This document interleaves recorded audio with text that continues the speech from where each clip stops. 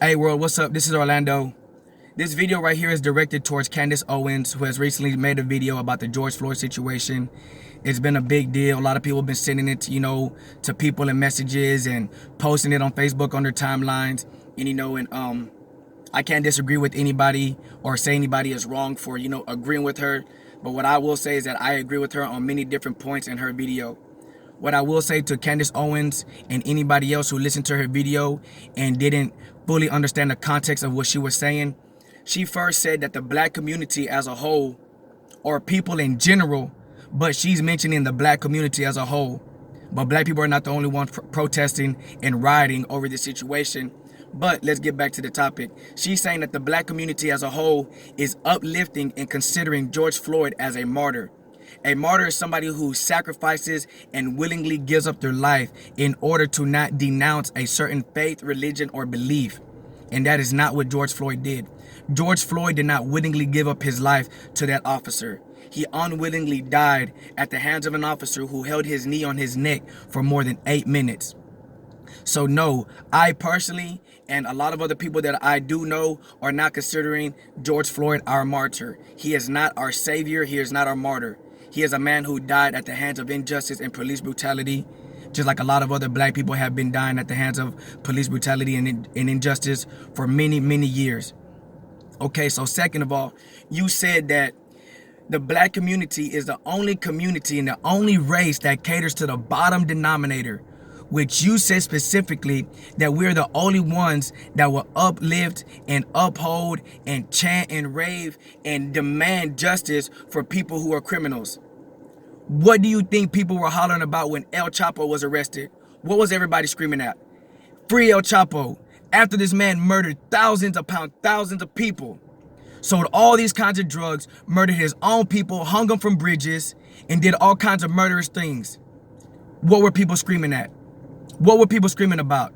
Free El Chapo. And it wasn't just Mexicans, it was blacks, whites, it was all kind of people. So no, blacks are not the only type of people who will scream, free this person. What do you think whites were screaming out when they're screaming about when they're Ted Bundy?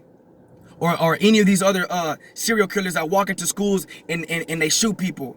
You see how much, have you ever looked up the statistics about how much fan mail they get in prison after they go into a school and they shoot up all these kids and they kidnap them and they take these kids away from their families? So no, blacks are not the only ones who cater to a bottom denominator or who will scream for justice for somebody who's done some kind of criminal activity. Every single race does it. So stop trying to make it seem that blacks are the only ones that do it. And stop trying to make it seem that we're trying to justify or play the victim, even though we may have a higher murder rate or violent crime rate than whites. That's not what we're discussing here. That's not what we're protesting about. We're not rioting about criminals dying at the hands of police brutality and injustice. What we're talking about is unarmed black men. George Floyd was an unarmed black man. Breonna Taylor was an unarmed black woman. Excuse me for stuttering. Ahmaud Arbery was an unarmed black man.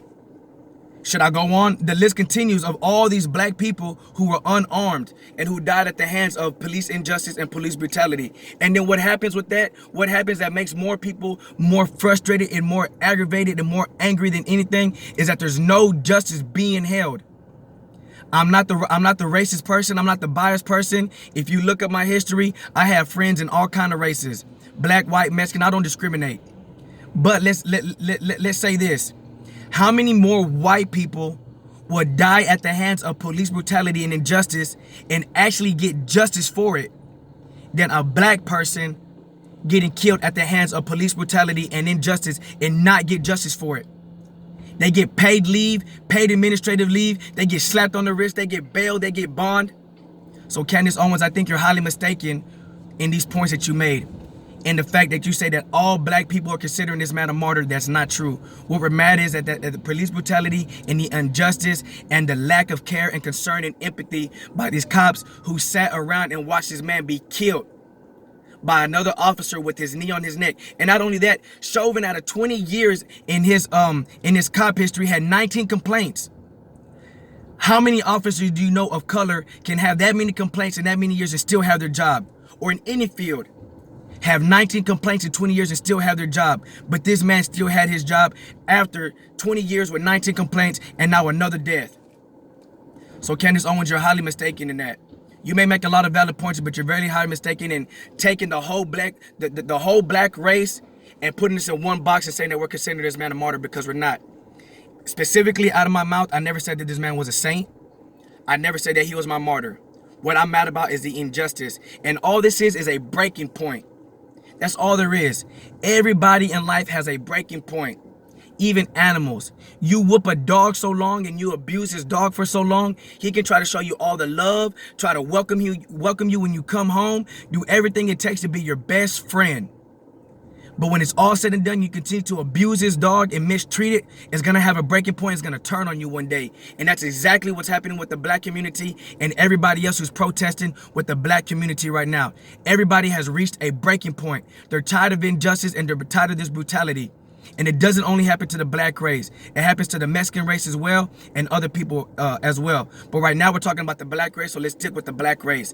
This was nothing but a breaking point right here. This was nothing but the boiling pot reaching its maximum. That's all this is right now. Ain't nobody said this man was a saint. Let me ask you right now, Candace Owens or anybody else who believes and wholeheartedly agrees with every single thing she said in this video, how many of you right now, if you had a son or a daughter or somebody that you love with all your heart, and this person had a background, and no matter if they were doing wrong or doing right at the time of their death, would you have the same beliefs that you have right now if that was your child, if that was your son, or if that was your daughter who died at the hands of police brutality with their knee on their neck? Would you be sitting here saying and justifying what happened to this man was right? Or would you be sitting here making his excuses? I believe that that's very few and far in between with a lot of you being agreeing with what this woman said. So I disagree with you, my sister. There's a lot of points that you need to correct, and there's a lot of things that you need to fix the context on. So this is Orlando signing out. Peace.